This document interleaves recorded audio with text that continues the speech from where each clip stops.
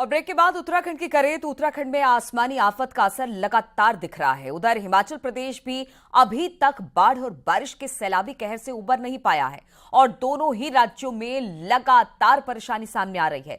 हाल ये है कि लैंडस्लाइड और बारिश के बाद बढ़ती परेशानियों की तस्वीरें अब सामने आई है।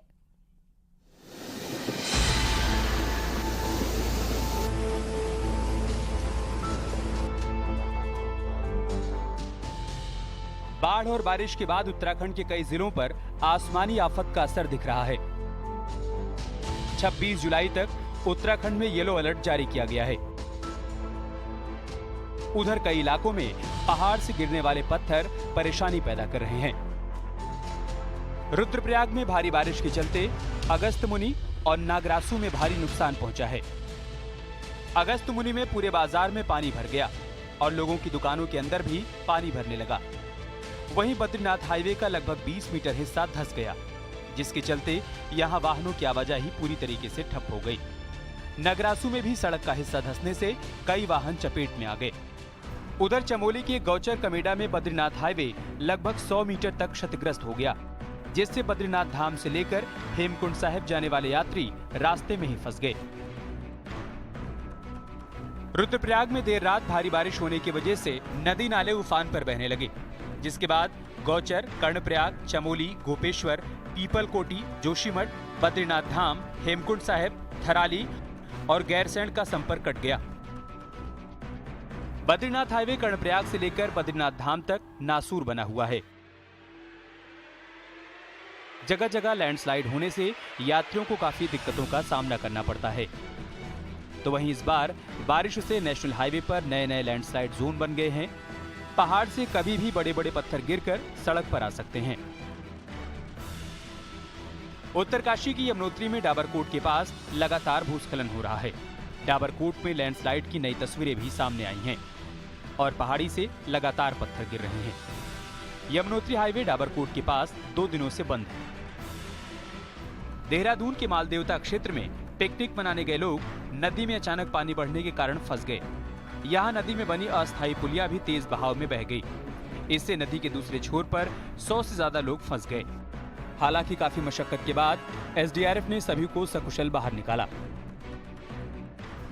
उधर कोटद्वार में मालन नदी पर बना पुल टूटने के बाद से सिगड्डी ग्रोथ सेंटर और जशोधरपुर इंडस्ट्रियल एरिया में काम की रफ्तार पर ब्रेक लग गया है। इंडस्ट्रियल एरिया में माल की आवाजाही के लिए ट्रकों को अब नदी के बीच से ही जाना पड़ रहा है।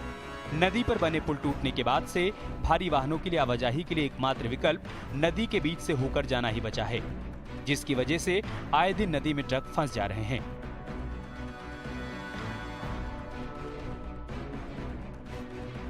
इस समय हम मौजूद हैं मालन नदी पर बने पुल पर, जो पुल हाल ही में टूट गया है और पुल के टूट जाने के बाद जो हालात हैं वो आपके सामने हैं। देख सकते हैं तस्वीरों में कि जो पुल है वो टूट चुका है और उसके बाद जो भारी वाहन हैं उनका जो आवाजाही है वो इसी नदी, जो उफनती जो नदी है, इसी नदी से होकर जो भारी वाहन है यानी कि जो ट्रक वगैरह हैं वो नदी से होकर गुजर रहे हैं। अगर आप तस्वीरों में देखें तो सामने वो ट्रक खड़े हैं और वेट कर रहे हैं इस बात का कि नदी का जो जलस्तर है वो कम हो और उसके बाद वो आवाजाही कर सके। तो कहा जा सकता है कि कहीं ना कहीं एक बड़ा खतरा इंडस्ट्रियल एरिया पे है। उनके रोज़गार का संकट, जो मज़दूर हैं वहाँ पे श्रमिक काम करते हैं, उनके रोज़गार का भी संकट खड़ा हो चुका है, क्योंकि जिस तरीके से पिछले 1 हफ्ते से इंडस्ट्रियल एरिया बुरा वक्त से गुजर रहा है, क्योंकि जो माल की आवाजाही है, जो कच्चा माल है वो नहीं आ पा रहा है और प्रशासन की ओर से उनको आवाजाही के लिए इसी नदी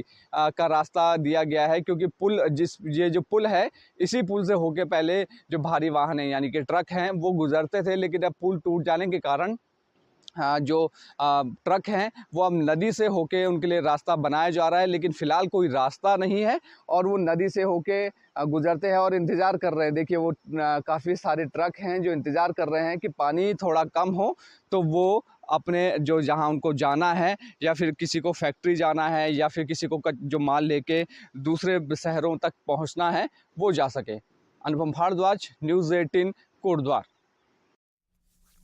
और रुकेंगे आप छोटे से ब्रेक के लिए, बहुत जल्द हाजिर होते हैं। ये है न्यूज़ 18 नेटवर्क। आप देख रहे हैं न्यूज़ 18 उत्तर प्रदेश उत्तराखंड।